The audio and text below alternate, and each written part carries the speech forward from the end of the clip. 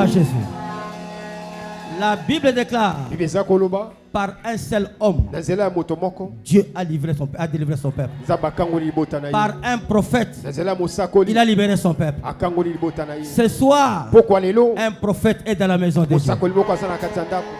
Un prophète est arrivé à Kintambo. Un prophète est en train de traverser la commune de Kintambo. Avec pour un seul but, il vient libérer un peuple. Il vient libérer un peuple. Êtes-vous prêts à la libération? Voilà, j'ai l'honneur et le privilège d'inviter les révérends Espérance Bakadi pendant qu'il s'avance, on acclame le Seigneur.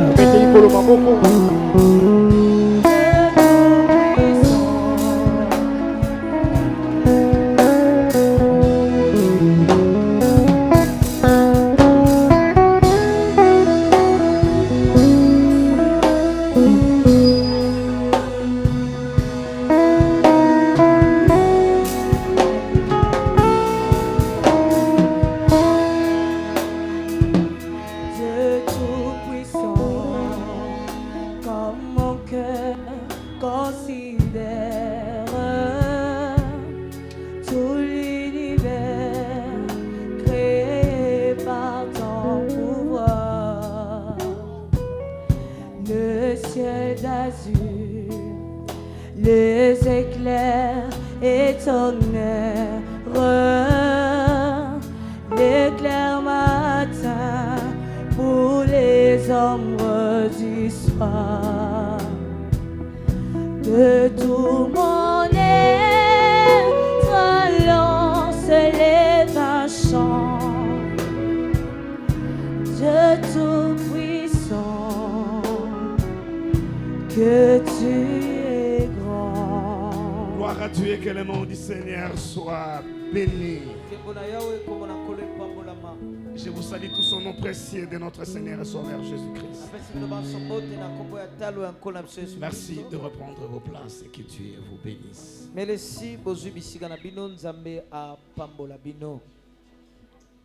Ancien Dadio, ça c'est mon offrande. Je suis venu en retard, on a déjà fait le service. Tu mets dans... Voilà combien de personnes ont pris mes enveloppes hier et sont prêts à les retourner ce soir. Nous avons commencé par 500 jusqu'au-dessus. Et tous ceux qui sont prêts à honorer cet engagement, tenez-vous debout, 500 jusqu'au-dessus.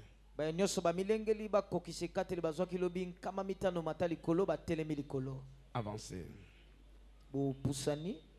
Que Dieu vous regarde favorablement.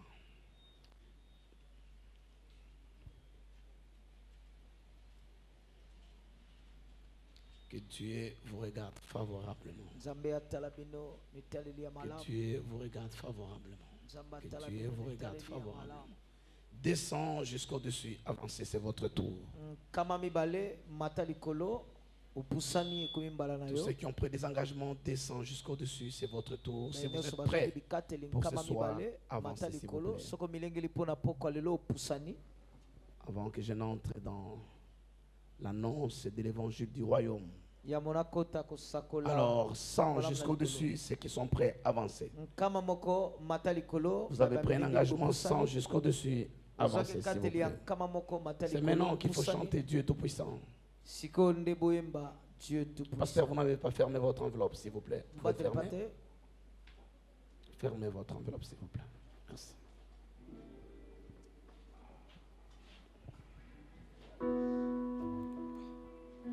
Dieu Tout-Puissant. Ceux qui ont pris un engagement de 100 jusqu'au-dessus. Et vous êtes prêts à libérer votre engagement. C'est maintenant le moment. Tout l'univers créé par ton pouvoir. Dieu soit loué. Les amis de 50 jusqu'au-dessus.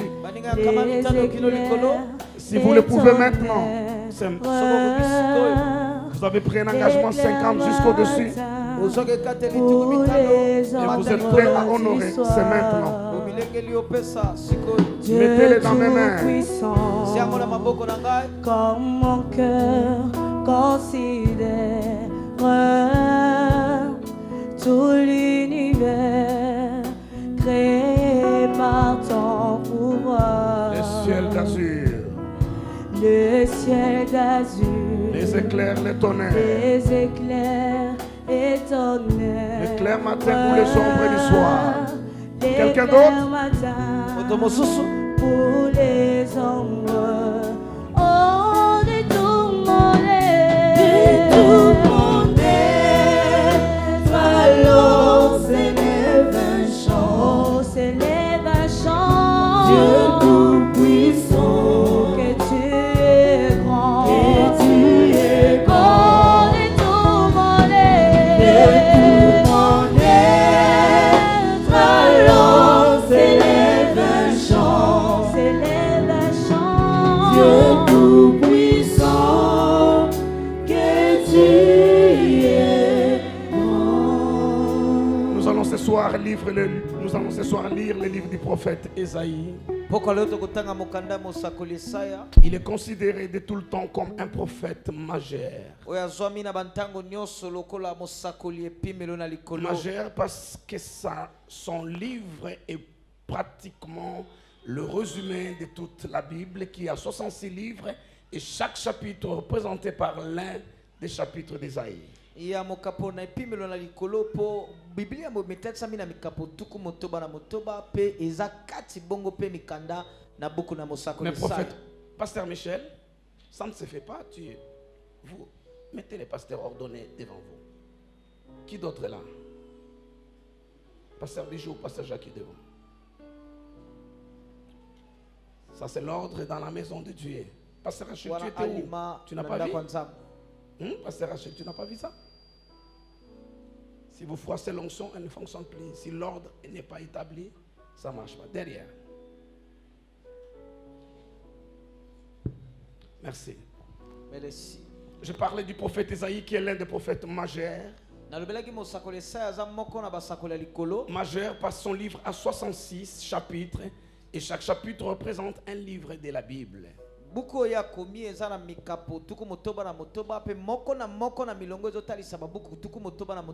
Et majeur aussi parce qu'il a vu ou il a prophétisé partant de la création jusqu'à la nouvelle création, de nouveaux cieux et de nouveaux terres, et une nouvelle terre plutôt, et même la nouvelle Jérusalem qui descend du ciel.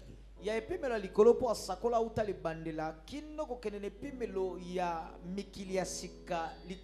est l'un des rares prophètes qui a eu l'audace de dire des choses qui normalement ne peuvent ni se dire ni se comprendre.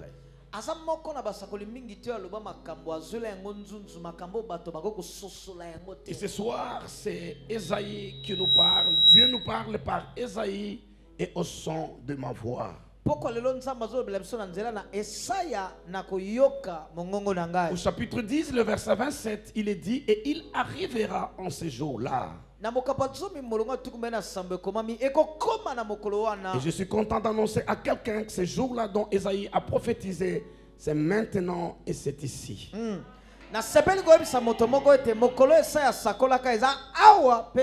Comme Jésus est entré dans la synagogue et on lit une autre prophétie du même Ésaïe. Il a dit: cette portion des Écritures vient de s'accomplir maintenant. Les cieux sont mobilisés pour que la prophétie d'Ésaïe 10, 27 s'accomplisse ici et maintenant. Il est écrit: il arrivera en ce jour-là. Et moi je dis qu'il arrive maintenant et ici. Que son fardeau sera ôté de dessus ton épaule et son joug de dessus ton cou. Je lis Darby: et le joug sera détruit à cause de l'onction. Et lui second parle de la graisse. La graisse veut dire du pommade, de l'huile concentrée. Et Darby parle de l'onction comme toutes les autres versions qui sont près de l'hébraïque, du verset hébreu lui-même parle de l'huile ou de l'onction.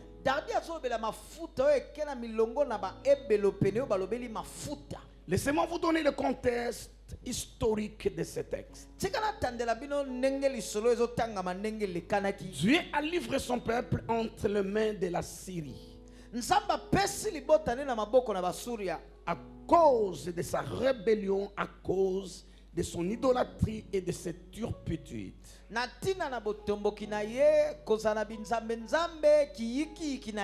Et Dieu s'est servi donc de ce peuple assyrien comme une verge entre ses mains pour punir, châtier et corriger son peuple.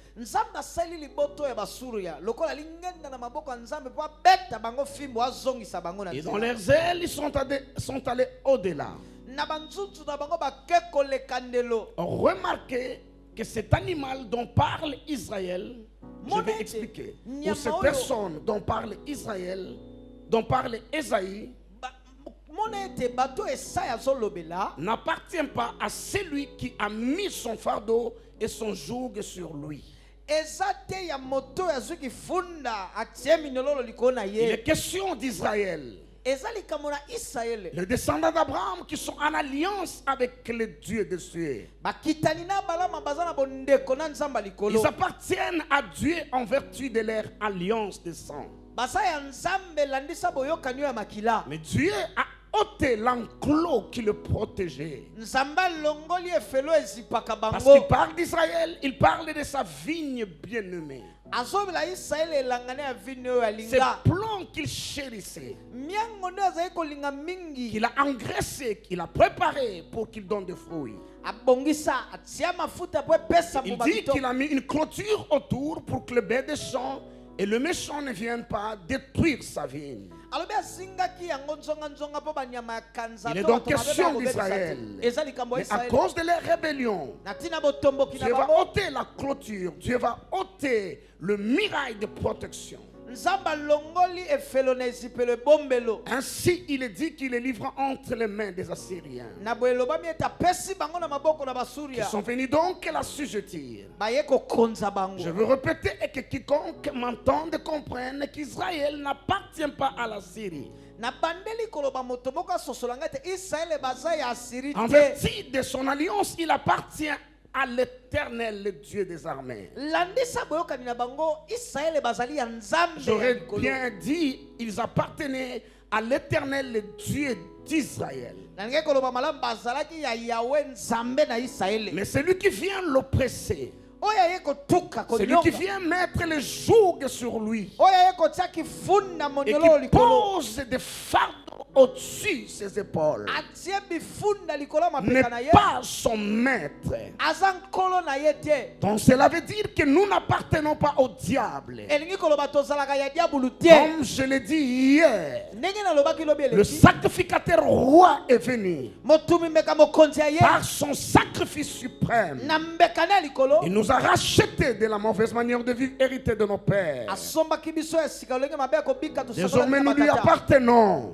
Mais tout en étant à lui, il est possible que l'ennemi vienne mettre son joug sur nous.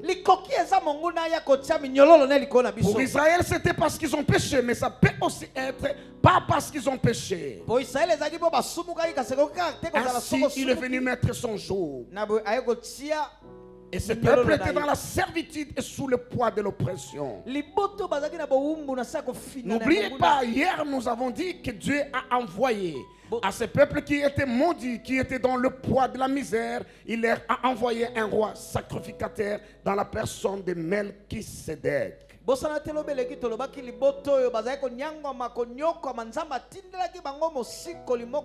Et Hébreu nous a dit que Jésus-Christ lui aussi est entré comme précurseur pour nous, et il a été établi pour nous souverain sacrificateur à la manière de Melchisedec, c'est-à-dire sacrificateur et roi, ou encore Seigneur, non, sauveur et Seigneur.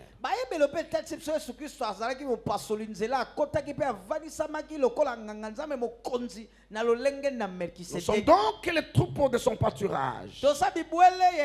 Nous lui appartenons en vertu de l'alliance de son sang. Mais il est possible que l'ennemi, c'était hors la loi. Il est une loi dans ce pays qui n'est autorisé à personne de voler ce qui est à autrui.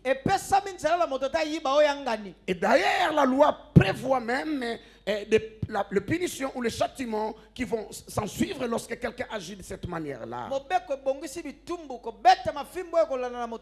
Mais ça n'empêche pas aux voleurs de nous voler tous les jours. Il y a au moins dans cette ville, chaque jour qui passe, au moins une personne à qui on a volé quelque chose.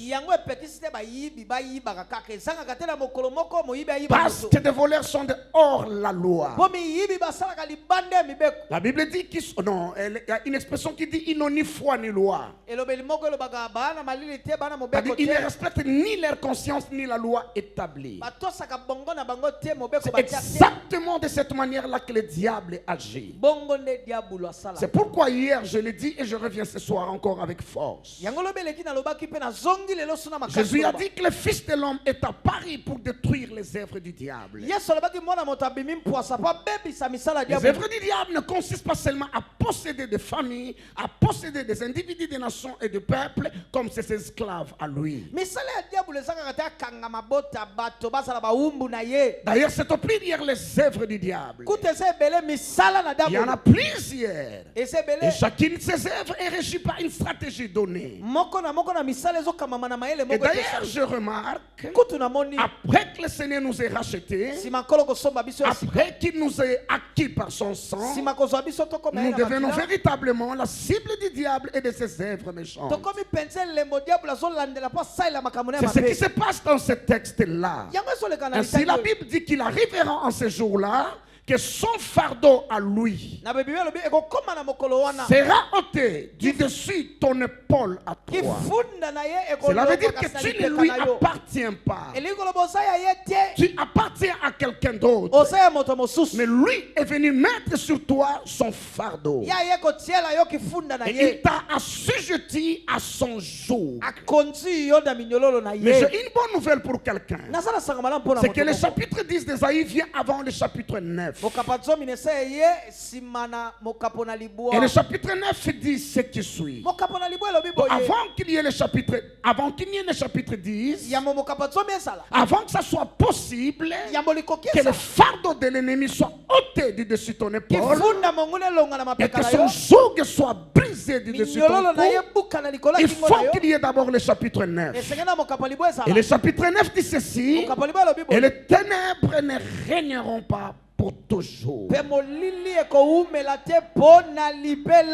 Les ténèbres ne régneront pas pour toujours. Laissez-moi trouver le texte dans la version qui vous est commune.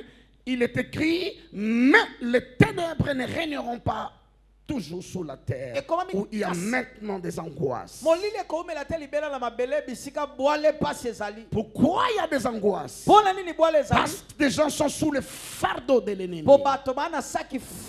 Ils sont sous le joug de l'ennemi. Mais ce qui favorise toutes ces œuvres-là, c'est le ténèbre.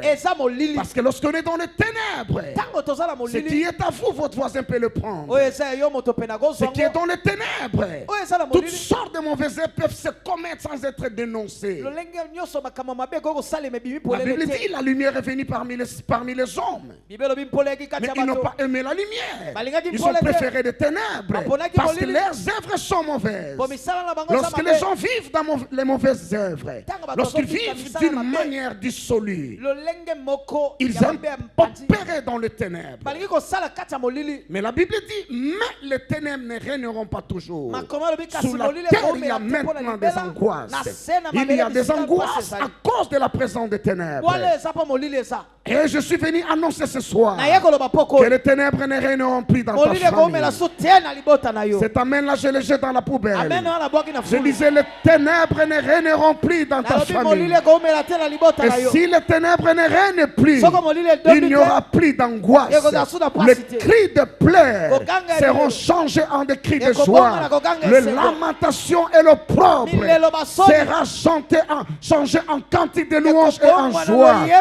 Je suis venu prophétiser pour quelqu'un. Les ténèbres du célibat, les ténèbres des fausses couches, les ténèbres de la misère, les ténèbres de l'oppression, les ténèbres du chômage, les ténèbres de la honte ne régneront pas toujours. Je suis venu mettre fin à ces ténèbres. La Bible continue et dit ceci. Si le temps passé en couvert d'opprobre, parce que les ténèbres vont de pair avec les angoisses, vont de pair avec l'opprobre, avec la honte, avec la misère. Si le temps passé en couvert d'opprobre, le pays des Zabylons et le pays de Nephtali, les temps à venir couvriront de gloire. Je suis venu annoncer une nouvelle gloire dans la vie de quelqu'un. Si tu reçois ces paroles de ma bouche, la gloire se manifeste dans ta vie. Le ténèbre va s'évanouir. Le peuple qui marchait dans les ténèbres voit une grande lumière. Sur ceux qui habitaient le pays de l'ombre et de la mort, une lumière resplendit.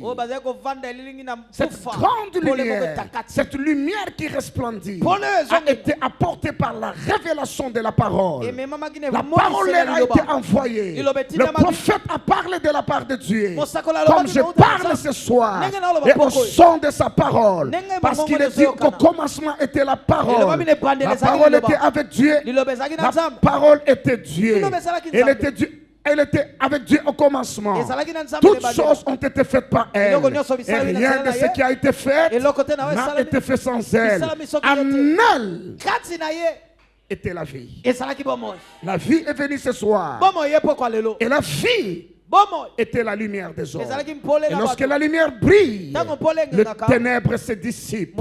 C'est la parole qui apporte la lumière. Je suis venu prophétiser la lumière. Je suis venu prophétiser la lumière. Il est dit, tu rends le peuple nombreux. Tu lui accordes des grandes joies. Les joies sont en train de venir au pluriel. Pas seulement les joies, mais des grandes joies.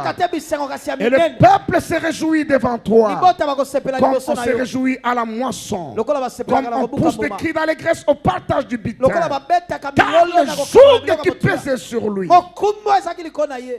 le bâton qui frappait son dos, la verge de celui qui l'opprimait, tu le brises comme à la journée de Mandia. La journée du Mandia, c'est le jour où Dieu a oint Gédéon pour briser l'oppression qui régnait sur le peuple. Car toute chaussure qu'on porte dans la mêlée et tout vêtement guerrier roulé dans le sang seront livrés aux flammes pour être dévorés par le feu. Tout cela pourquoi? Car un enfant nous est né, un fils nous est donné, et la domination reposera sur son épaule. On l'appellera admirable, conseiller, Dieu puissant, Père éternel, Prince de la paix. Il donnera à l'empire l'accroissement et une paix sans fin au trône de David et à son royaume. L'affermir et le soutenir par les droits et par la justice de maintenant et à toujours. Voilà ce que fera les ailes de l'Éternel. Isaïe 9 met la plateforme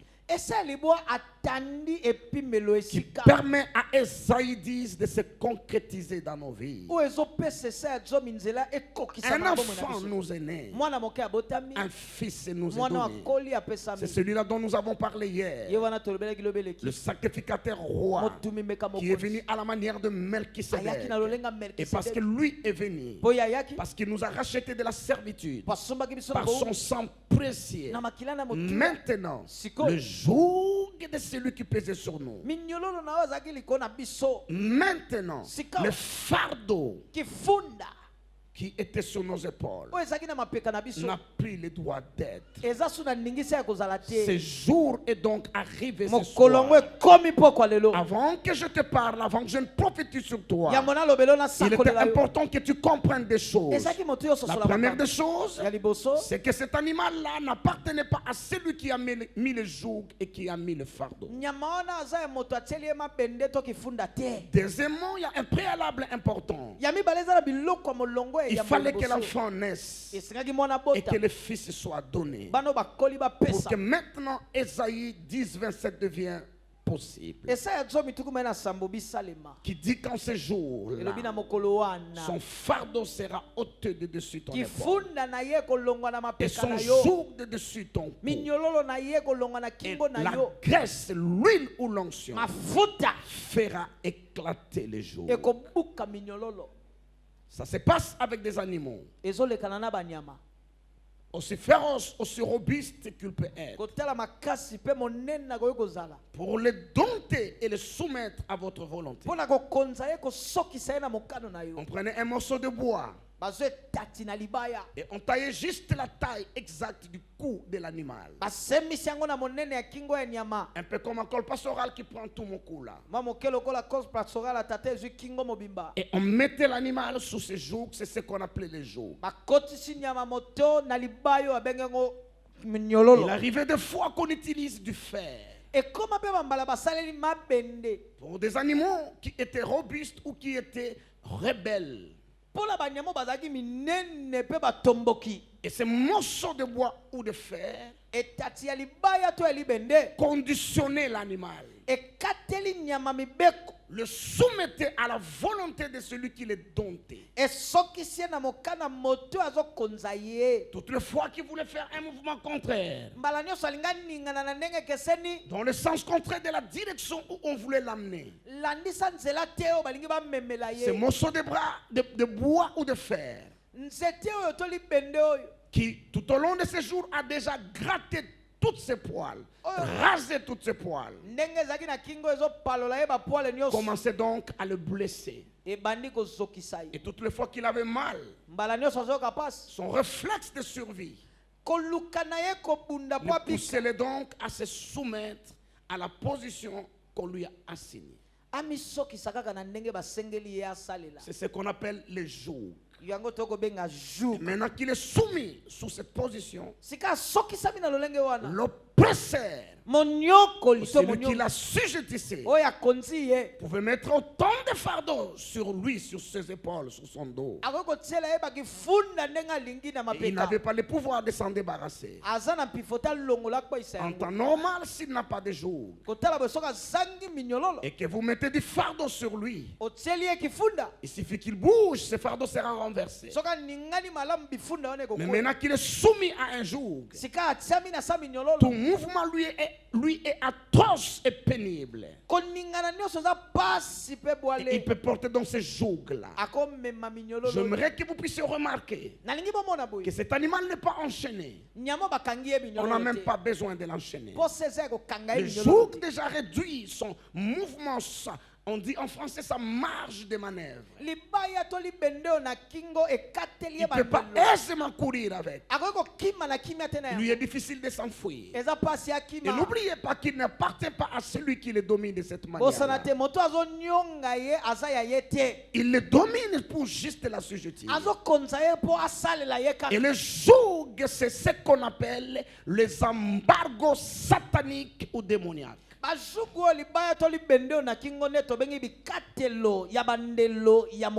sont des décrets sataniques. Ce sont des embargos du diable sur des familles, sur des entités, sur des communautés ou sur des individus. Remarquez avec moi que le diable n'a même pas besoin de décréter l'embargo sur ses partenaires ou sur ses fils à lui, le fils du malin, ou ce que j'appelle des esprits de toute chair.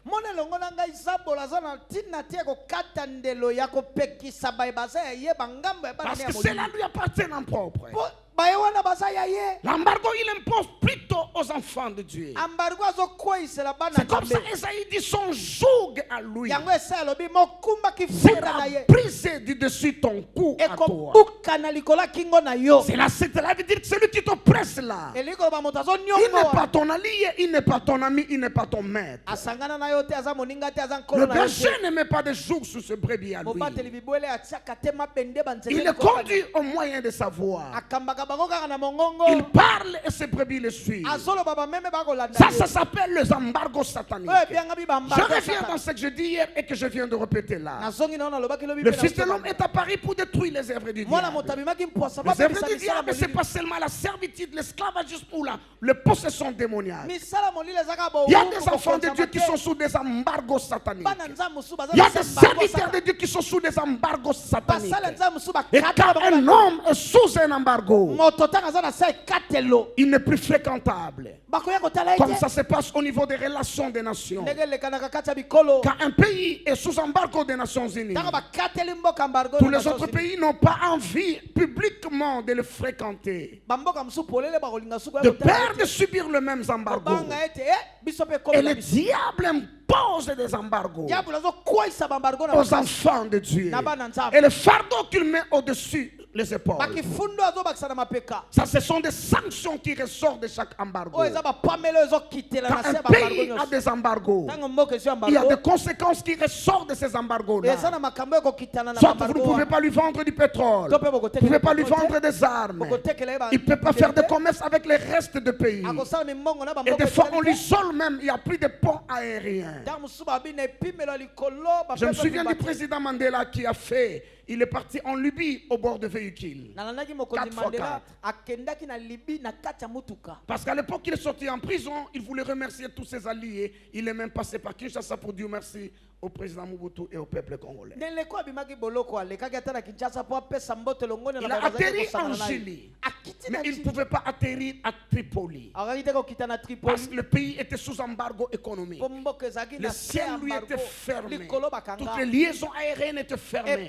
Et si une compagnie se rebelle pour aller à Tripoli, lui aussi est sanctionné. C'est comme ça qu'il a atterri, je crois, à Tunis. Oui, Tunis, je pense. Ou le Caire, je pense. Et puis il a pris des véhicules pour entrer par la voie terrestre. Plusieurs enfants de Dieu sont sous le poids des embargos sataniques. Ça ne demande pas qu'on ait forcément péché. D'autres ont ouvert eux-mêmes des portes. Mais d'autres, le diable leur a imposé des jours. Je n'aime pas quand les gens disent que Dieu lui-même sait. Qu'est-ce que Dieu sait? Dieu sait que tu connaîtras la vérité et que la vérité t'affranchira jusqu'à ce que la vérité d'une chose vienne à toi. Dieu n'a rien à faire. Parce que ce qui t'affranchit, c'est la vérité. Je vous ai dit hier, lorsque le peuple crie et pleure, en réponse, Dieu leur envoie sa parole. Je suis venu ce soir pour lever des embargos sataniques. Ton amen là me dérange. Je suis venu ce soir pour lever des embargos sataniques sur la vie des gens, sur le ministère des gens, sur le destiné des gens, sur les familles des gens. Je ne sais pas à qui je parle ce soir, mais je suis venu lever des embargos sataniques. Oui. À un moment donné, quelques personnes qui m'avaient invité à prêcher pour eux, les rendre ministère. Je n'ai jamais de toute ma vie demandé à prêcher pour quelqu'un. Et je ne le ferai jamais. Parce que je considère que c'est un travail difficile. Si je ne peux pas le faire, c'est mieux que de le faire. Et parce que déjà quand on me demande de faire, je suis sous des stress, sous des fardeaux. Et puis, je ne peux pas me permettre d'aller demander moi-même. Des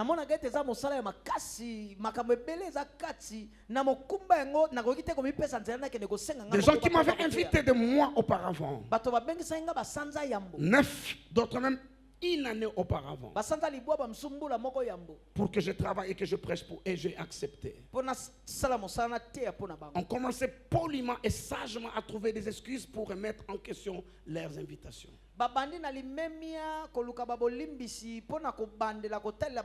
Un autre avec qui nous étions d'ailleurs très très proches. Il ne pouvait même pas m'appeler moi-même. Parce que je pense qu'il n'aurait pas réuni ce courage. C'est son secrétaire qui a appelé Lydia Kerik. Il dit, oh non, papa est en Europe. Il m'a demandé de vous appeler pour dire que le programme qu'il avait avec Daddy là n'est pas très très sûr que ça va se faire. Mais je reviendrai à vous pour vous donner des précisions. Et puis il est venu. Lorsqu'Eric m'a dit, je savais de quoi il était question. Après, il est venu avec une deuxième étape, une troisième étape. C'était pas seulement lui, 2, 3, 4 autres personnes. Mais je parle de celui-là parce qu'il s'est plaigné il y a quelques mois en arrière.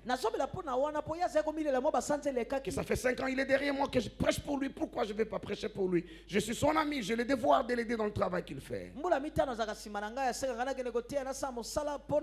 Et j'étais en train de lui rappeler que la dernière fois que je devais venir prêcher pour toi, c'est pas moi qui ai décommandé la réunion, c'est toi qui ai décommandé la réunion. Et tu l'as décommandé pourquoi? Tu as dit à cause des combattants qui ne voulaient pas que des pasteurs d'ici aillent prêcher à l'extérieur. Et parce qu'il avait peur de combattants, il ne voulait pas que nous allions prêcher chez lui, sinon ils viendront casser. Ils ont cassé quelques-unes des églises qui ont reçu des prédicateurs d'ici. Ça s'appelle quoi? Ça s'appelle embargo. Le diable s'est organisé par des combattants. En Europe, c'est mouvement de combattants. Que des prédicateurs d'ici n'aillent plus là-bas. À l'époque, on nous accusait d'être des acolytes du président Joseph Kabila. On dit on ne peut plus aller prêcher là-bas. Et ça fait comme ça des années que des pasteurs d'ici ne sont plus allés prêcher là-bas. Mais entre-temps, la plupart des églises d'Europe ont commencé à sécher. Parce que de grâce et de dons qui venaient d'ici pour alimenter certains aspects de la vie de ces églises-là. Ces pasteurs dans l'ensemble n'avaient rien à voir avec le pasteur d'ici. Comme celui dont j'ai évoqué. Il croit à notre appel. Il croit à nos grâces. Il croit à tout ce que Dieu peut faire avec nous. Mais à cause de la pression des combattants, à cause de la pression des combattants qui ont dit il n'y a pas de concert ici en Europe pour des musiciens qui vivent à Kinshasa, il n'y a pas de ceci. Un a essayé, ça a très mal tourné d'ailleurs. Il y a eu des blessures, il y a eu des choses compliquées. Je suis en train d'expliquer quoi? Les effets d'un embargo. Lorsque quelqu'un est sous embargo, donc même les gens qui lui ont promis, même les gens qui l'ont invité, commencent à se soustraire. Parce qu'ils ne veulent pas subir l'embargo. Ils ne veulent pas subir l'embargo. Moi, je suis le premier pasteur congolais. Pasteur Tamboulouko qui est le deuxième. Moi, je suis le premier pasteur congolais qui a été agressé par des combattants en Europe. Je suis allé prêcher à Londres. Ils ont dit que tu ne prêcheras pas. Nous avons déjà décrété un embargo sur tous les pasteurs congolais, ceux qui vivent à Kinshasa. Ils ne peuvent pas prêcher ici. Je bénis Dieu parce que pasteur Guy est un homme très têtu. Il est un homme très audacieux. Il est un homme très courageux.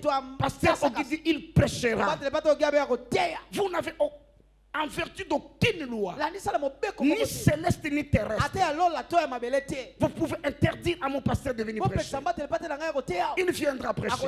Ils ont mis des panneaux, ils ont mis des affiches. Les combattants disent, nous avons dit qu'aucun pasteur ne prêchera ici. Pasteur Guy dit, le mien prêchera. Et j'ai pris mon avion, j'ai atterri à Itro. Et j'arrive, il n'y avait personne pour m'accueillir. Parce qu'il y a eu quelques retards en route, c'est des choses qui arrivent, partout il y a des embouteillages. Mais je connaissais Londres. J'ai pris mes valises. Je suis sorti. Je savais tout ce qui s'est passé dans la ville. Toutes les menaces qu'il y avait, je savais. J'ai pris mon métro. J'ai descendu à un endroit où je devais descendre. J'ai pris mon bus. Et puis c'est dans le bus que j'ai vu Maman Nicole dans le bus. Elle a commencé à pleurer. Comment tu as fait ça? On pouvait te tuer. Ils cherchent des pasteurs. Ils savent que tu es en train de venir. Quel risque tu as pris? Ils ne peuvent pas me toucher. S'il y a quelque chose qui ne peut jamais m'arriver, l'agression physique, ça ne peut jamais m'arriver. Impossible. Parce que j'ai sous mes escortes des anges puissants. De Michel Lafond de formalité. J'ai des anges puissants. Personne ne peut m'agresser physiquement. Impossible. L'autre jour, c'était au coin de ma maison à Montfleury. Rien de Déborah, tu vois, le coin là, après l'école, la courbure là. Qui était dans le noir. On nous a mis un guet à pince, moi et le frère Guilain qui me conduisait. C'est lui qui est au volant, moi j'étais à côté. Et puis finalement, on nous a bloqué là par des bandits à main armée, sont sortis avec leurs armes. Les temps qu'ils fassent des bruits.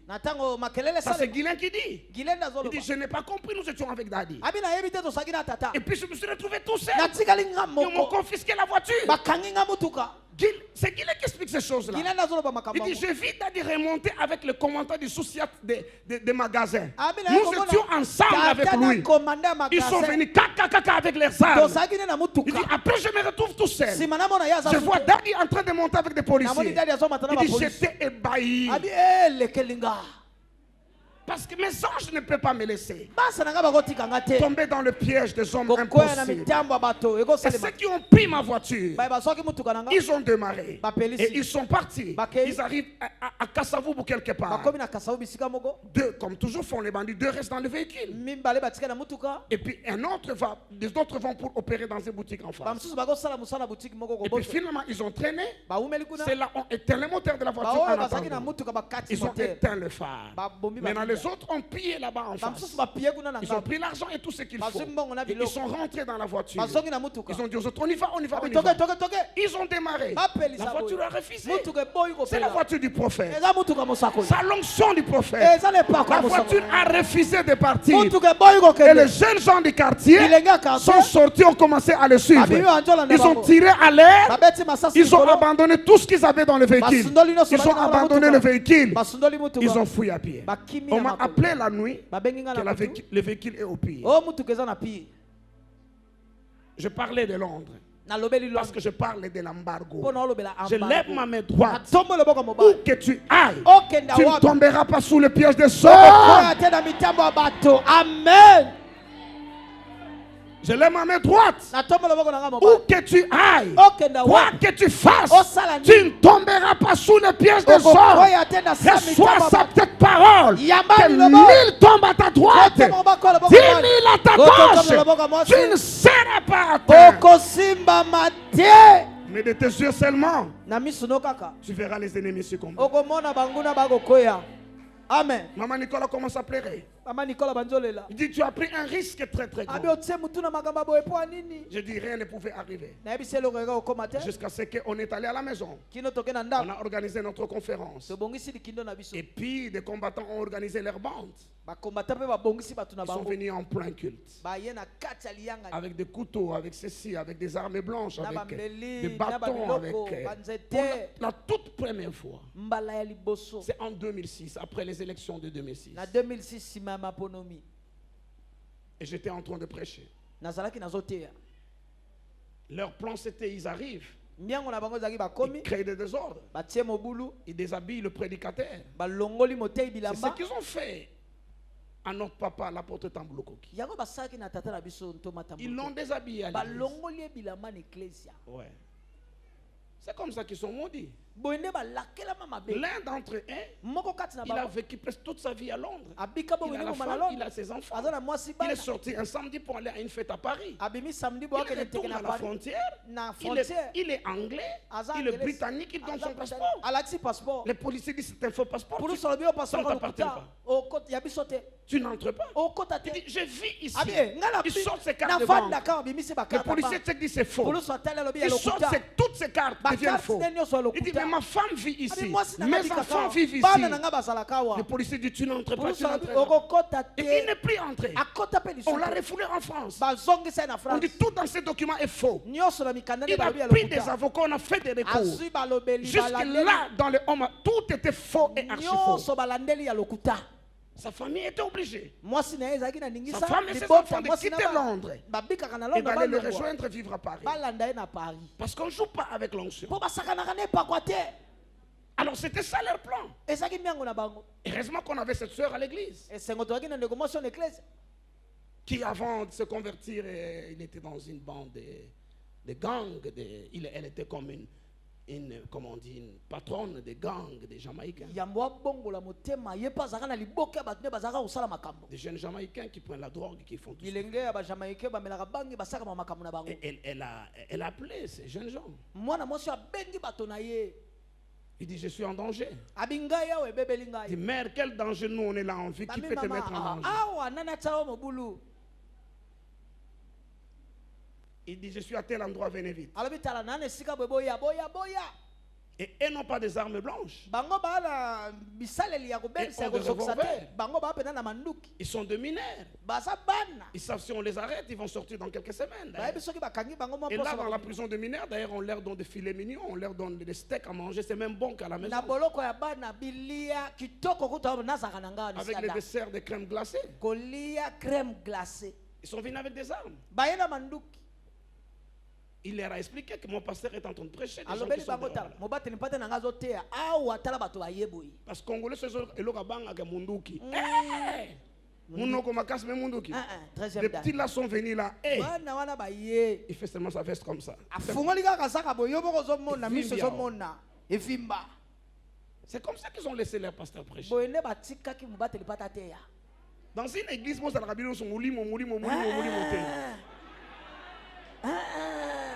Alléluia. Amen. Et nous avons fait ce séminaire jusqu'au bout. Ce qu'eux ont fait, ils sont venus incendier les bâtiments d'église la nuit. Quand les gens viennent la nuit, c'est qu'ils ont peur de vous le jour. Et ils ont incendié la voiture du pasteur Ogi la nuit dans son parking. J'étais en train de parler de quoi? Des embargos et leurs effets.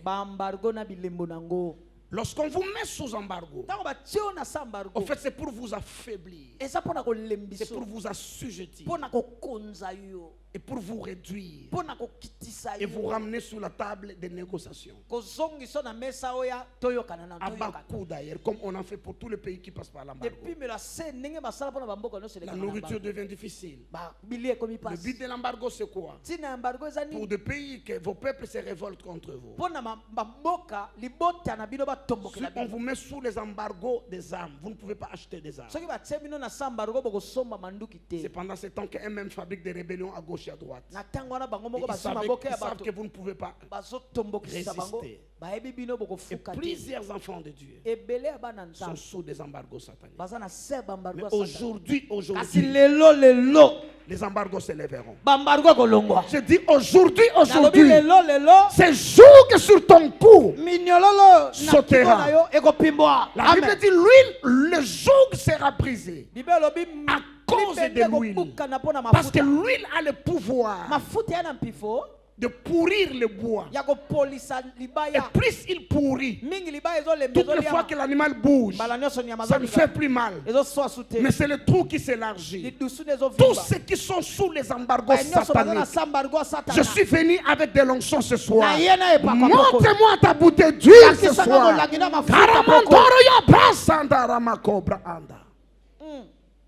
L'huile de ce soir détruira le jour. Tout ce que le diable t'a imposé pour que tu ne sois pas mariable, que tu ne sois pas bénissable, que tu ne sois pas fréquentable, ce soir, et les embargos et leurs sanctions, on ne s'occupe même pas du fardeau. Parce que quand le joug est brisé, toi-même tu bougeras les épaules. Quelqu'un bouge les épaules, quelqu'un bouge les épaules. Ces embargos peuvent venir en forme de maladie. Une maladie qui t'empêche de t'épanouir. Une maladie qui t'empêche de travailler. Ce soir, il y aura des guérisons miracles dans la maison. L'huile détruira les jours. L'huile détruira la servitude. Quels que soient les embargos sataniques. Je vis des hommes de Dieu craignant Dieu, marchant dans la piété, servant Dieu de très longues années, des hommes et des femmes qui ont la révélation de la parole, mais qui sont sous le poids des embargos sataniques. Toutes les grâces qu'ils ont Personne ne peut les remarquer. J'ai rencontré des hommes et des femmes qui n'ont jamais été exposés sur des plateformes où les gens peuvent les découvrir. Lorsqu'ils ouvrent les livres, tu sens la révélation. Lorsque tu approches la personne, tu sens la pureté, la sanctification. Mais le diable a mis des embargos. A mis des embargos sur eux. Ça peut être par des mauvais témoignages. Tu peux être en train de fréquenter une église, mais le diable a fait faire de faux bruits sur toi. C'est là où la Bible dit tu ne propageras pas de faux bruits contre ton frère. C'est les œuvres du diable. Il y a des gens à qui ils ont dit qu'ils sont des sorciers. Nous les avons mis sur des bancs d'accusés. Nous les avons marginalisés dans les églises, alors qu'ils n'ont rien à voir avec la sorcellerie. C'était simplement l'embargo satanique. Qui est ce frère, quelle que soit sa foi, qui osera épouser une fille lorsqu'il entend que la fille est sorcière? Il y a très peu de gens qui ont cette révélation-là. Quand tu l'as déjà épousée et que tu apprends ça, c'est autre chose. Mais quand tu veux épouser une fille, il y a des faux bruits vous concernant que vous-même vous ne connaissez même pas. Il vous arrive des fois d'arriver dans un endroit et tu vois seulement des gens s'éloigner. Tu ne sais pas pourquoi ils s'éloignent, parce qu'il y a des embargos qui pèsent sur toi. Ces embargos seront levés ce soir. Amen. Mes amis, comment ça se passe? Ça peut être des sorciers eux-mêmes. Un clic de sorciers à l'église qui répand de mauvaises nouvelles sur un ancien, sur un homme de Dieu, sur une femme de Dieu, sur un enfant de Dieu. Et parce qu'ils sont sorciers, ils sont fils du malin. Lorsqu'ils disent ces paroles, le démon récupère ces paroles et commence à convaincre les cœurs des gens. Même dans nos familles, il y a des gens que nous avons marginalisés. Au lieu de vous plaindre qu'on ne m'aime pas, au lieu de vous plaindre qu'on ne s'occupe pas de moi dans cette église, pour la plupart des cas, ce sont des embargos sataniques. Quand quelqu'un est sous embargo, il peut être fiancé. Au bout d'un temps donné, ses fiancés vont se rompre. Il peut être un bon prédicateur, personne ne l'invite. Il n'est connu de personne, parce que le diable a mis l'opprobre sur lui. Chaque opprobre qu'on a mis sur toi, nous le leverons ce soir. Je dis, nous le leverons ce soir, parce que la parole déclare son joug à lui sera ôté, sera brisé. Ce soir, quelqu'un crie yes. Yes. Alléluia. Et dès que le joug est brisé, tu peux bouger tes épaules et le fardeau va tomber. Tout le poids de la vie, bouge tes épaules. Tout le poids de la vie, tout le poids de la vie, ça tombe. Tout le poids de la vie, ça tombe. Quand quelqu'un est sous embargo, on commence, bougez vos épaules, que le fardeau tombe. Quand quelqu'un est sous embargo, les gens l'oublient. Ceux qui doivent lui faire du bien l'oublient. Ça peut être ton propre mari, il t'oublie. Quand il n'a plus d'argent, il dit mais cette femme, on a beaucoup souffert, je lui ferai du bien.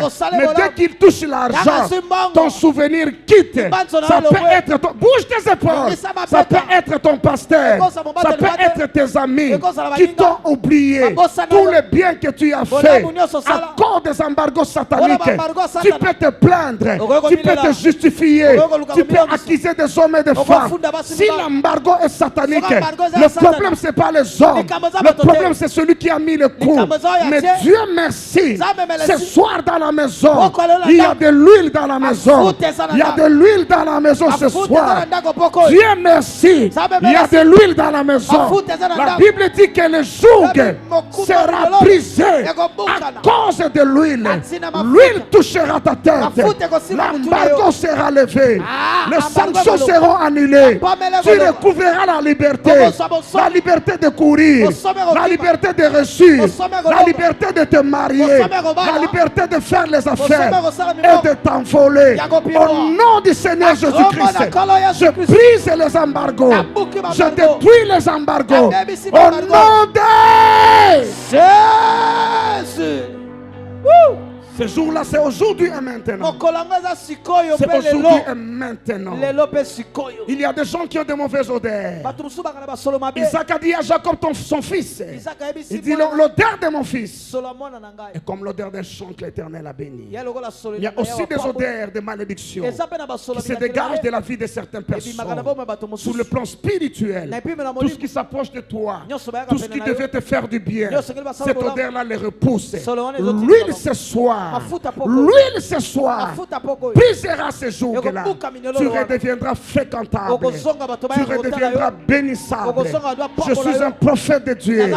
Je te donne 7 jours. À partir de ce soir, les bénédictions viendront à toi. Les gens qui t'ont abandonné reviendront à toi.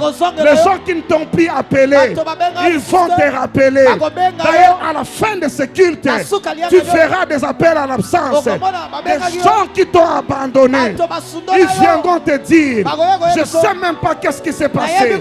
Je ne sais même pas qu'est-ce qui s'est passé. Ils reviendront à toi.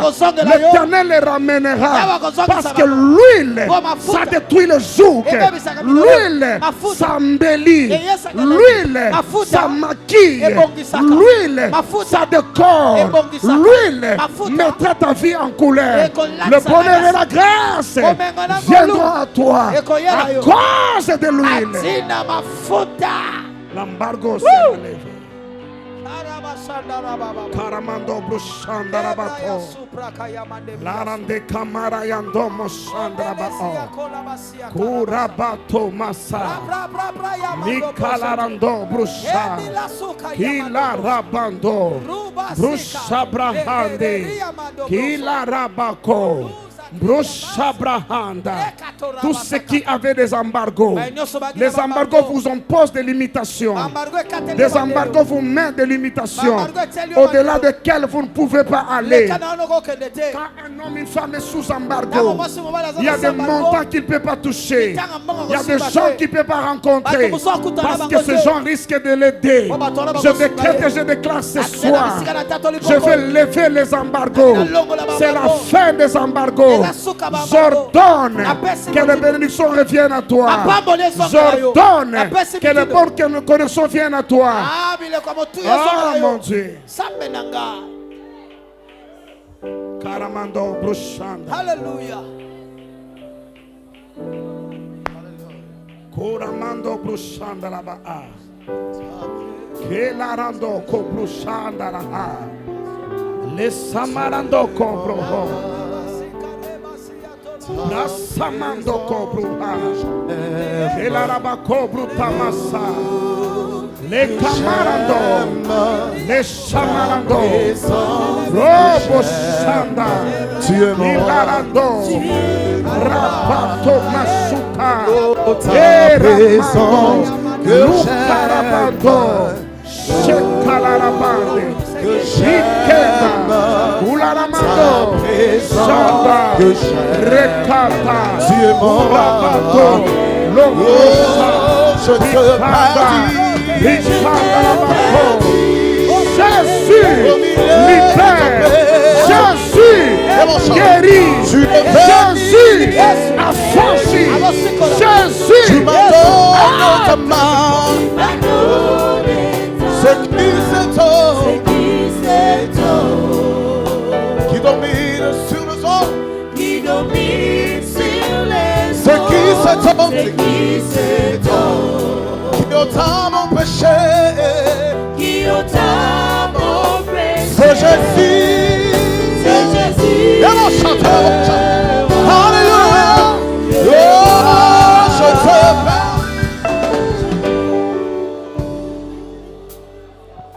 Écoutez ceci. Écoutez ceci. L'autre samedi, le révérend Mouchaïla a organisé une matinée de l'école de la sagesse. Samedi mogoleki motoma me Mouchaïla bongisa kibiso ntongo moko etelo na bwani. Ya, semaine passée ou l'autre semaine là. Poso eleki te okuna. Après cette réunion, j'avais au bureau certains de nos pères, certains de grands hommes de la ville. Simana bokutanywa na zaki na ba tata na biso bato batombo ma engumba. L'un d'entre eux a dit ceci. Moko kati na bango alobi boye. dit Wisdom School ou école de la sagesse est une grande bénédiction pour nous. Toutes les fois que nous venons, nous sommes enrichis. Dieu fait des choses extraordinaires. Et puis un autre prend la parole et dit, il dit, mais je ne sais même pas pourquoi toutes ces années je ne suis plus revenu à Wisdom School. Alors que c'est une grande source de bénédiction. Un autre encore prend la parole et dit que cette école peut être la plateforme de réconciliation des hommes de Dieu. Et même la plateforme de la réconciliation de la nation congolaise. À cause de la sagesse. Et puis on me pose la question, mais pourquoi seulement une matinée?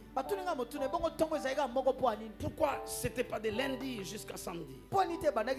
C'était tellement riche en une seule matinée, il fallait que ça soit beaucoup de jours. Et puis pasteur Yata, à l'apôtre de Dieu Yata prend la parole et j'ai beaucoup aimé. Il dit même si c'était une semaine, vous n'alliez pas venir. Il dit ça fait des années nous sommes venus ici, nous venons ici. Il dit nous sommes abondamment bénis par cette école. Il dit moi je viens me recharger ici. Mais je sais pourquoi vous avez arrêté de venir. Il dit c'est le diable qui avait pris comme un voile. Il avait pris comme un sac. Il a mis sur cette école et sur le pasteur Espérance et son ministère. Lorsqu'on a commencé à raconter qu'il est magicien, et les gens qui ont vérifié et ceux qui n'ont pas vérifié, tout le monde s'est éloigné. Parce qu'il était en train de dire l'apôtre Yata. Parce qu'il est un homme à qui Dieu a donné la grâce dans ce domaine de la délivrance, dans ce domaine des opérations de ténèbres et des opérations spirituelles. Il dit simplement que cette école était, il voulait dire, c'est pas le mot qu'il a utilisé, mais c'est ce qu'il voulait dire, que cette école était sous l'embargo satanique. Vous pouvez avoir raison. Vous pouvez avoir commis aucune faute. Mais quand un embargo satanique tombe sur vous et que vous ne le réalisez pas et que vous ne priez pas pour lever cet embargo, vous allez continuer à dire que Dieu sait. Mais le temps serait en train de prêcher.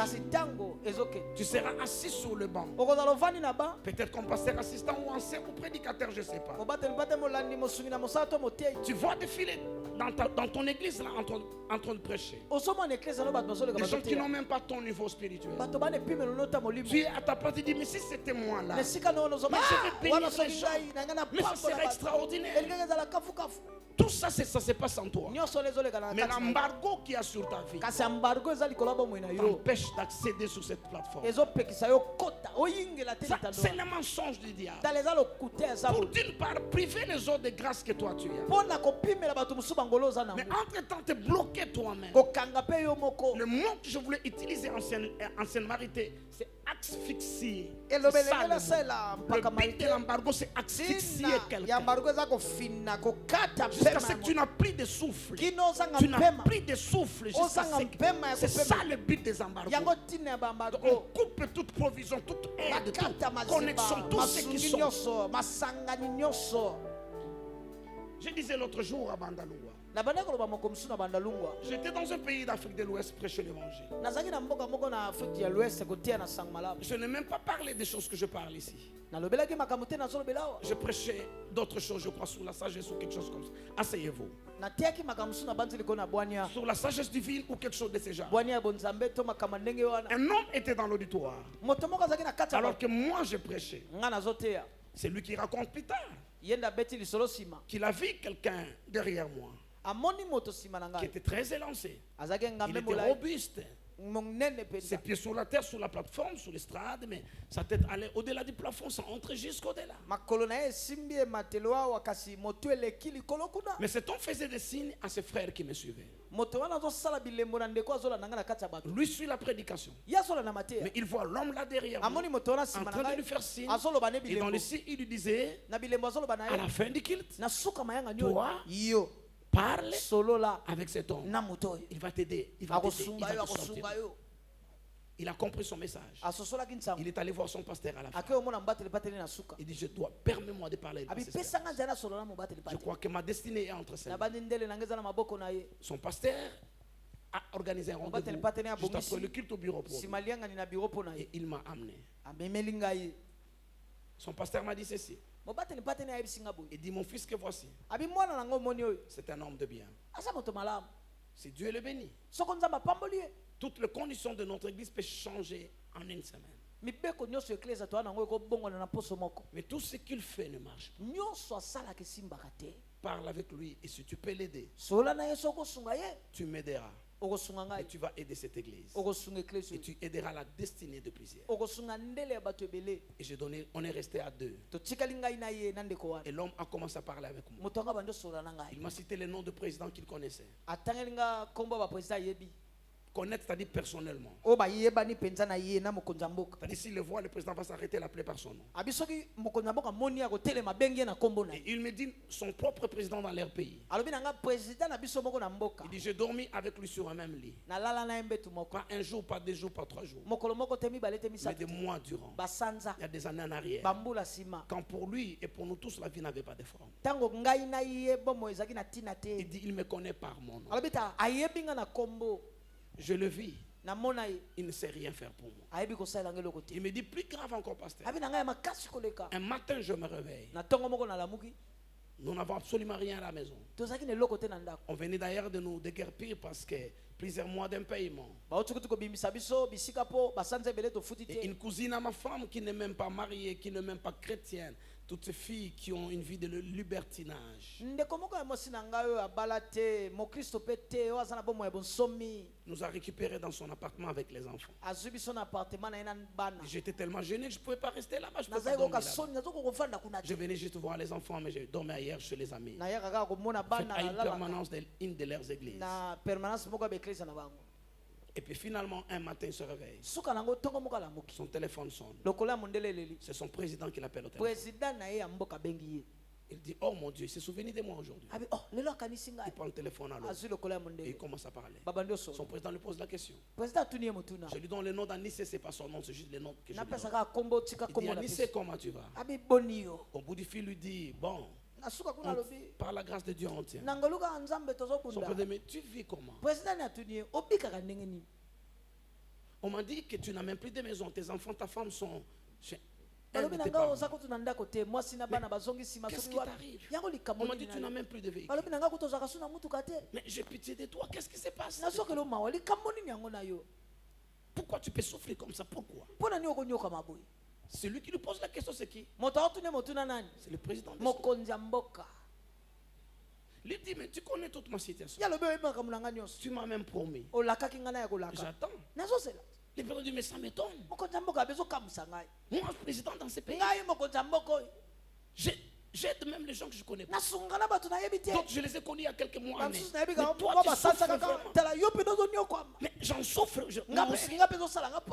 Mais le frère leur dit, mais tu as le pouvoir de changer. Il dit, cette fois, ça va changer. Et le président lui dit, va voir un tel. Un de l'air sillage de l'époque. Mais qui lui est auprès du président. Je lui donne un nom, Sylvain. Il dit, Anissé, va voir Sylvain. Tu lui dis que demain, à 9h, avant qu'on commence la réunion, qu'il me rappelle sur ta citation. Maintenant, lui de l'autre côté du téléphone, il voulait dire, ça c'est lui qui me raconte. Il voulait dire au président que je voyais quelqu'un d'autre. Pas Sylvain. Parce qu'il y a un Boumakanga. Mais le temps qu'il veut commencer, monsieur le président, mais parce que les présidents sont très occupés. C'est sûr que son téléphone rouge était en train de sonner. Il y avait un autre appel plus important. Il coupe. Mais il dit, je vais faire quoi? Je vais quand même aller voir Sylvain. Et il a appelé Sylvain au téléphone. Il dit, le président m'a demandé de te voir. Et qu'il a un message, je vais te donner. Sylvain lui dit, Anissé. Je t'avais dit jusqu'à ce que tu marcherais qu'un pantalon. Il n'a rien fait à Sylvain. Alors, yo, mon président. Yo. Donc, tu vois, le président pouvait l'envoyer chez Willy. Willy. Il pouvait l'envoyer chez Philippe. Mais il les renvoie chez qui? Chez Sylvain. Maintenant qu'il voulait expliquer au président, mon Sylvain, téléphone. Et à ce moment-là qu'il parlait, mon cœur saignait avec son histoire. Quand tu vois un homme parler en train de pleurer, ton cœur saigne. Je vois au même moment comme un ruban sur son visage. On écrit embargo satanique.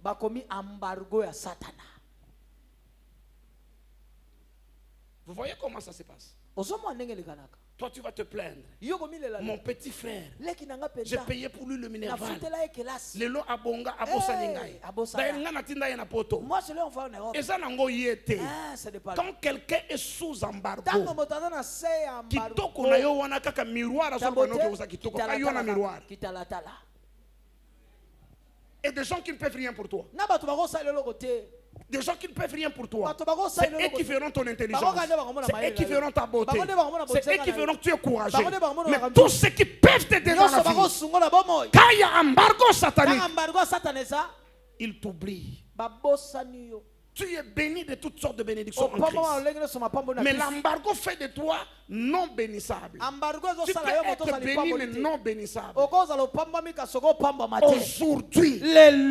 Aujourd'hui, ce soir, je dis ce soir, au nom de Jésus-Christ, chaque embargo, chaque parole dans le monde des ténèbres qu'on a déclaré contre toi, qui bloque ta destinée, qui bloque ton épanouissement, ce soir, je lève les embargos. Je lève les embargos. Je lève les embargos.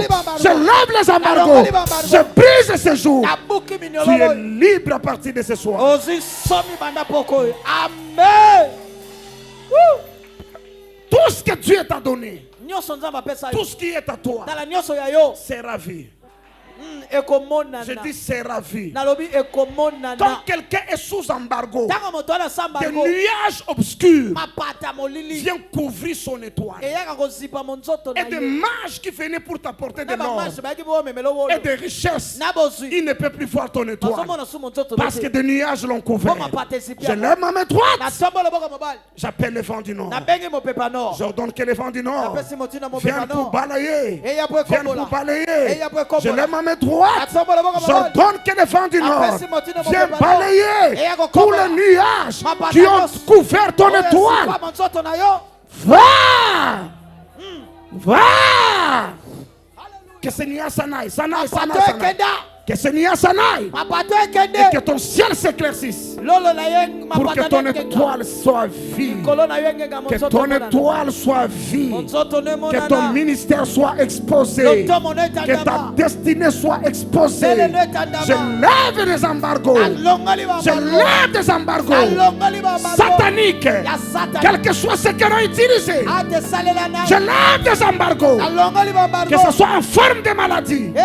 Mon Dieu, il y a la puissance de Dieu dans cette maison. Il y a Dieu dans cette maison. Les chaînes sont en train d'être brisées. Les jougs sont en train d'être rompus. Les fardeaux sont en train d'être ôtés de dessus les épaules des hommes et des femmes. Tu as porté longtemps ces fardeaux de maladie. Tu as porté longtemps ces fardeaux de malédiction, de mauvaise réputation, de fausses accusations. Ce soir, ce soir, ce soir, je lève les embargos. Je lève les embargos. Je lève les embargos. Au son de ma foi. Au son de ma foi. Les embargos sont levés. Les maladies sont ôtées. Le pauvre est dégagé. Les mauvaises odeurs sont chassées. Le nuage obscur. Il y a la gloire de Dieu dans la maison. Il y a la gloire de Dieu dans la maison. Il y a l'onction de Dieu dans la maison.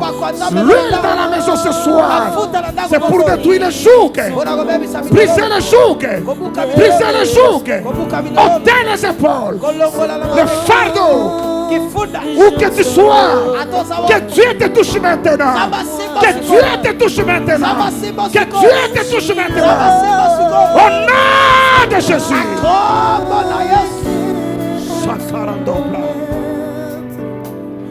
au nom de ton nom, Mon Dieu, levez les deux mains. Alléluia. S'il vous plaît, tous les yeux sont fermés. S'il vous plaît, tous les yeux sont fermés. Et les mains sont légèrement élevées. Samando Brushanda Labaa. Kelarabando Moshanda Labao. Attendez, j'ai une parole du Seigneur pour quelqu'un. J'ai une parole du Seigneur pour quelqu'un. Il y a une femme dans cet auditoire qui a des douleurs de dos atroces.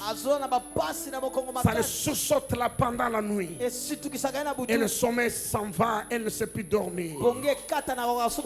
Oui, Dieu va la libérer maintenant. Amenez-moi cette femme, je vais lui raconter l'histoire de sa vie. Oh mon Dieu, Samando. Alléluia. Amenez cette femme, je vais raconter l'histoire de sa vie. Oh, ces douleurs ont commencé parce que quelqu'un lui a donné une chaînette. Quelqu'un lui avait donné une chaînette. Quelqu'un t'avait donné une chaînette. Et le jour que tu as porté cette chaînette, c'était le joug de l'ennemi. Tu as eu mal au dos, mais ce mal était négligeable. Mais après le mal a quitté le cou, c'est descendu au dos. Ça a commencé à s'empirer. Aujourd'hui, c'est le jour de ta libération. Aujourd'hui, c'est le jour de ton repos. Je brise ce jour. Tu es libre ce soir. Au nom de Jésus. Libre. Samarando Kobruta Mayashanda. Olarama Kobra Tamashanda. Likamarando Brushanda Rabaa. Tiens ma main sur le chemin, imposez sur moi ta main, fais briller par ton amour mes lendemains. Attendez, j'ai une parole du Seigneur pour un homme. C'est là. J'ai une parole du Seigneur pour un homme. Il y a une fille avec qui tu es sorti qui s'appelle Pétronelle. Et depuis lors, ta vie ne marche plus. Les énergies ont commencé à quitter ton corps. Tu as commencé à sentir des faiblesses et des fatigues. Et puis rien ne marche dans ta vie. Tu es sous embargo satanique. Parce que Pétronelle était un agent de ténèbres. Je parle à un homme qui est dans cet auditoire. Sa vie a été désarticulée à partir des relations sexuelles qu'elle a eues avec une fille qui s'appelle Pétronelle. En fait, elle a mis un drap noir sur ta destinée. C'est un embargo satanique. Mon Dieu. Karamando Brushanda la Yabra. Au palier de bien-aimé, où ta grâce me fait régner, je me réjouis de partager tes mains. Tendre ami au Shiloh, viens lever à moi l'effort, établi dans mon cœur. L'Esprit du Seigneur me montre quelque chose sur cette commune de Kitambo. Il y a une femme dans cette commune de Kitambo. Je ne vais pas donner son prénom et son nom. Sinon, elle va m'accuser de diffamation. Il y a une fille dans cette commune, une femme. Elle a divorcé 3 fois. Toutes les fois qu'elle va acheter des choses chez quelqu'un, elle prend la marchandise, te donne son argent. Tes affaires ne peuvent plus monter. Tout ce que tu vends ne peut plus monter. Elle fait des tours à Kitambo. Elle va dans des boutiques, elle va dans des magasins. Elle va dans des tablettes, elle va dans des coins de riz. Tout ce qu'elle achète, après ton commerce ne peut plus évoluer. Il y a des gens dans cette salle. qui ont été victimes de cette femme. Elle peut acheter juste une boîte d'allumettes. Ça peut être une boîte de tomates. Ça peut être juste un peu de légumes. Elle a fait ce travail à Kitambo depuis 14 ans. Elle est véritable agent des ténèbres. Lèvons tous nos mains ici dans cette salle. Nous allons prier qu'elle est fait de Dieu. Elle a détruit beaucoup de choses à Kitambo, beaucoup de commerces. Même les enfants de Dieu. Elle a mis son argent dans les offrandes dans certaines églises de Kitambo. Dès que son argent est entré dans le panier des offrandes, les églises ont séché. Les églises ont séché. Je veux que nous puissions prier que toutes ses œuvres soient détruites, que son action, son ministère soit anéanti. Et tous ceux qui dans cette salle ont été victimes, toutes les églises qui ont été victimes de son argent envoûté, élevons nos voix, tapez nos mains, commençons à prier. On y va.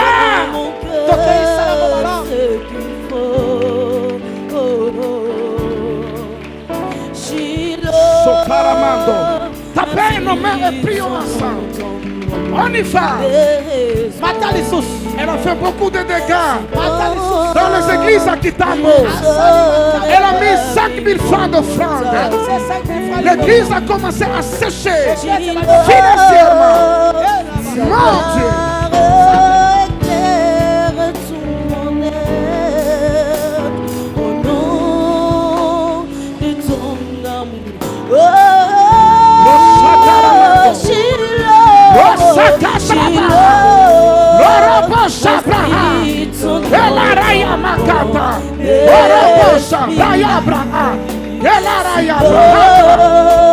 Je ne saurais pas vivre moi ta vie. Shiloh, ta gloire éclaire tout mon être au nom de ton amour.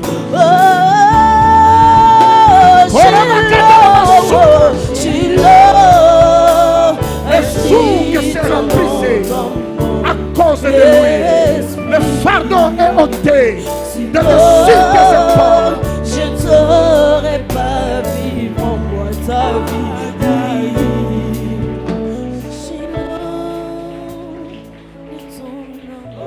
Je cherche une femme. Je cherche une femme. Et c'est moi qui dois l'aider ce soir. Il y a une femme dans cet auditoire, dans tous ceux qui sont sous le son de ma voix, peut-être dehors, je ne sais pas exactement où il y a une femme. Tu fais des songes ou dans tes songes, tu fais des mots de tête atroces dans les songes. Et tu entends quelqu'un dans les songes qui te dit Obandi liboma, ganga, longola bilamba kima. Où est cette femme? C'est un rêve qui revient de temps en temps. Et un signe extérieur pour t'aider à reconnaître. Les yeux sont fermés, tout le monde, s'il vous plaît. Il n'y a pas de spectacle ici. Soyez concentrés, vous, avec Dieu. Et Dieu peut me diriger vers vous.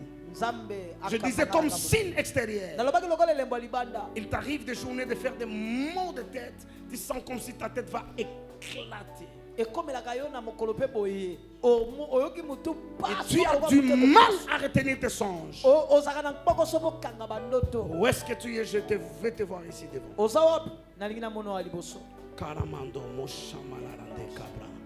Je vais voir cette femme ici devant.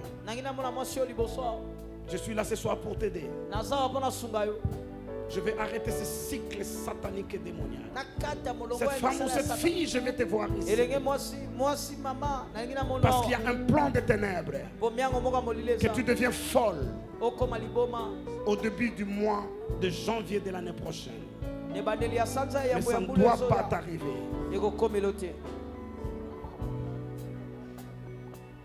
Mon Dieu. Sa parole me purifie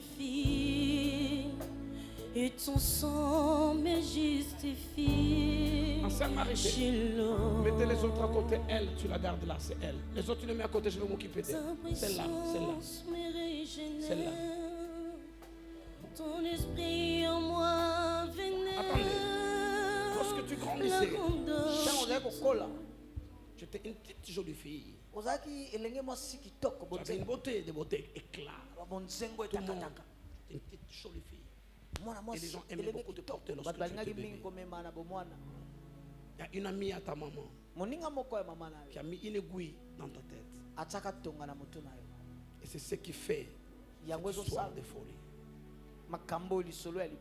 Mais ce soir, cet embargo est levé. Au nom de Jésus, ce soir, cet embargo est levé. Quitte là-bas, j'ai l'autre derrière. Je l'ai amené pour ce travail. Lève tes mains. Il n'y a pas de l'huile sur moi aujourd'hui. L'huile qu'il y avait là hier, déjà utilisée. L'huile d'hier. Il n'y a pas une autre bouteille d'huile déjà utilisée. Pas neuve. Déjà utilisée. Il n'y en a pas? C'est pas grave.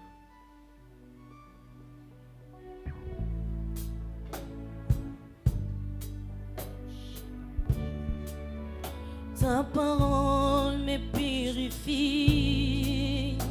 et ton sang me justifie. Shiloh, ta puissance me régénère. Est-ce qu'on peut pas les chanter ensemble? Ton esprit en moi. Vous connaissez pas les cantiques? On ferme les yeux et nous adorons ensemble. De tout mon cœur, pour toute ma vie, je t'aime. De tout mon cœur, pour toute ma vie, je t'aime. De tout mon cœur, pour toute ma vie, je t'aime. De tout mon cœur, pour toute ma vie, je t'aime. Oh, de tout mon cœur, pour toute ma vie, je t'aime. Je t'aime, Shiloh. De tout mon cœur, pour toute ma vie, je t'aime. Accompagné de bien-aimés. De tout mon cœur, pour toute ma vie, je t'aime. Sur ma main sur le chemin, sur ma main sur le chemin, Jésus. De tout mon cœur, pour toute ma vie, je t'aime. Je t'aime, Shiloh. De tout mon cœur, pour toute ma vie, Oh, Shiloh. Au nom du Seigneur Jésus-Christ. Et par le vertu de cette huile qui coule sur ta tête et sur ta main, tu ne deviendras jamais folle. Ces maux de tête sont ôtés pour toujours. Cette oppression est détruite pour toujours. Et tout ce qui asphyxie ta vie, tout ce qui asphyxie ta vie, à partir de ce soir, sans ta foi,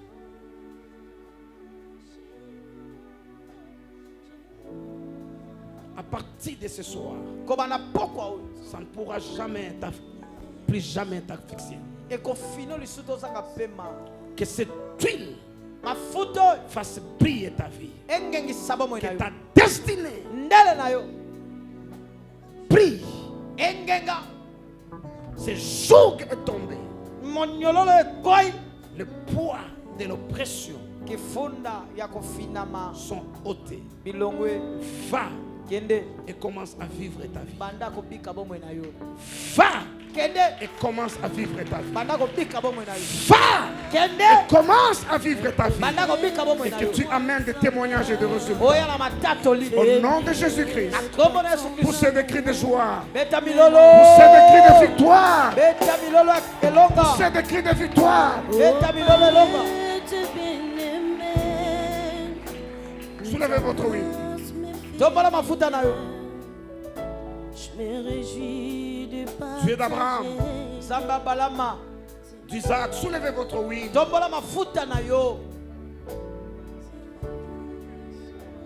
Dieu d'Abraham, d'Isaac et de Jacob. Je sanctifie toutes ces fioles d'huile dans la maison. Ceux qui sont dehors, ceux qui sont à la permanence. Tous ceux qui sont sous le son de ma voix. Et qui ont une bouteille d'huile dans leurs mains. Je sanctifie cette huile. Je purifie cette huile. Et j'infuse dans chacune de ces fioles des vertus surnaturelles. Pour l'opération du miracle, de signes et prodiges, pour des guérisons instantanées, spontanées et miraculeuses, tout usage pour lequel cette huile sera faite. Si c'est fait avec foi au nom de Jésus-Christ, que de miracles, que des objectifs, des résultats soient atteints. Que cette huile fasse bouger le monde spirituel et active des réponses et des réactions à tous les désirs de cœur et à la liberté de famille, de destinée, au nom de Jésus. Amen. Amen. Alors que vous êtes debout, ouvrez votre huile. Vous prenez un tout petit peu, vous mettez dans vos mains. Si le voisin n'en a pas, vous pouvez lui donner un tout petit peu aussi.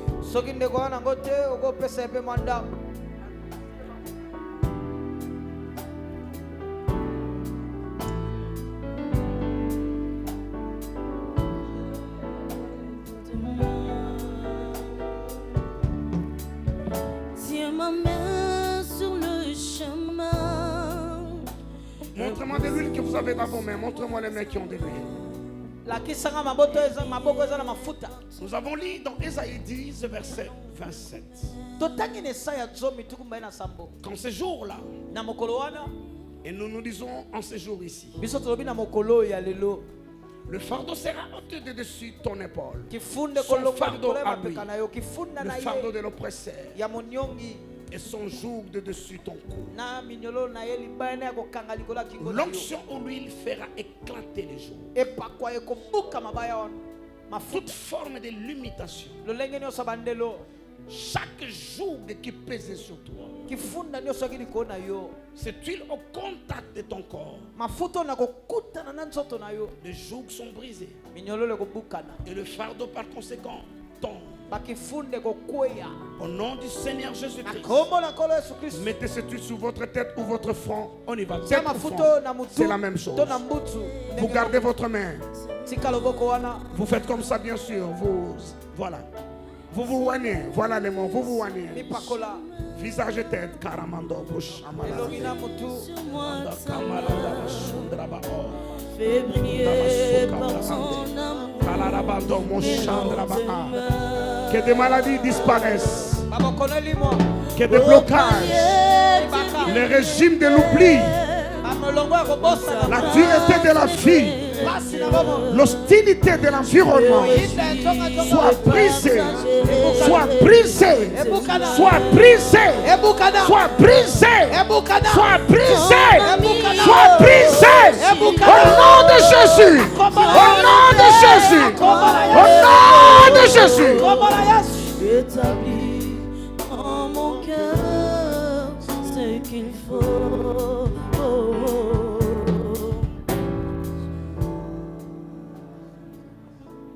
Seigneur,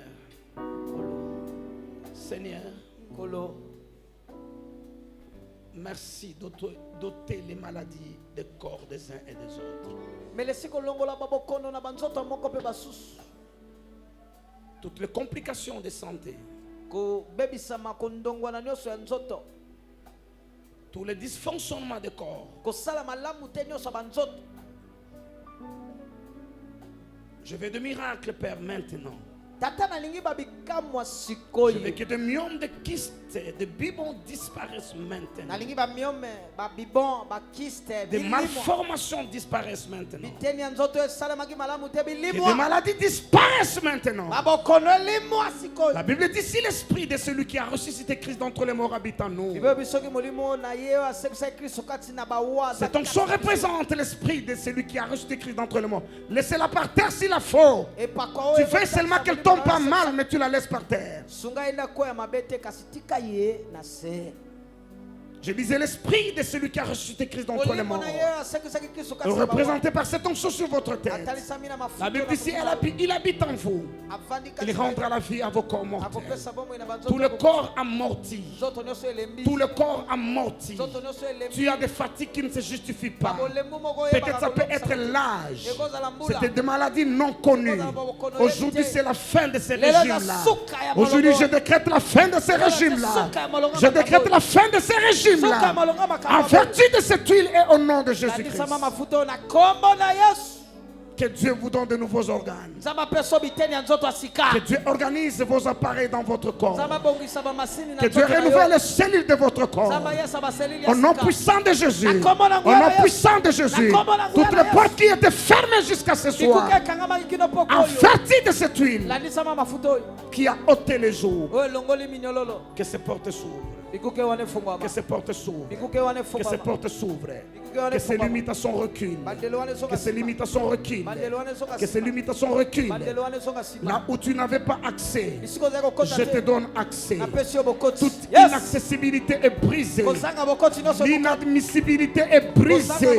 L'impossibilité est brisée. Accède au prochain niveau de ton miracle. Par l'onction du Saint-Esprit, représenté par lui de ce soir, au nom puissant de Jésus. Merci Seigneur. Merci de nous faire du bien. Au nom de Jésus. Donnez-moi un premier amen. Amen. Donnez-moi un deuxième amen. Amen. Asseyez-vous en me donnant un troisième amen plus fort. Amen.